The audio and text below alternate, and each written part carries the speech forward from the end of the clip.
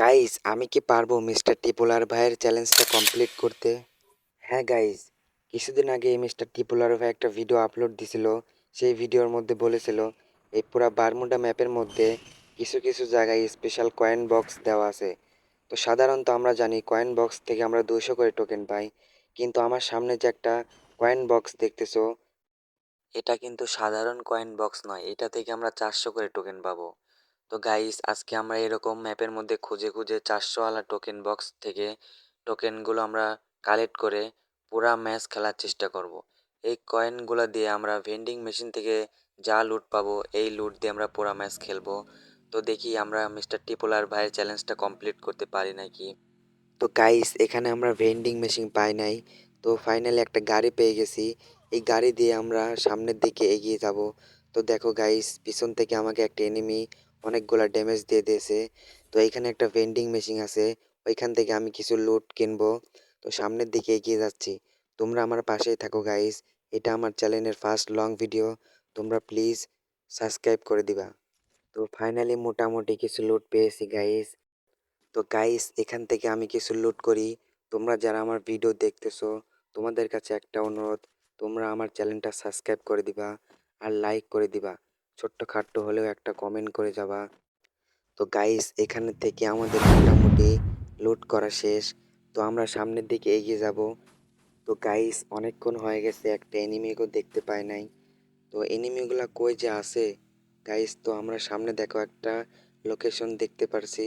তো ওইখানে special token box আছে, তো ওইটাও আমরা নিয়ে আসি।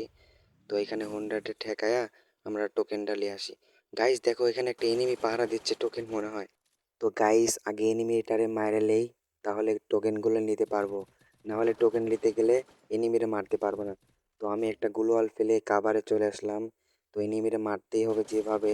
তো ভাই দেখো, ফাইনালি এনিমিটারে খতম করে দিয়েছি।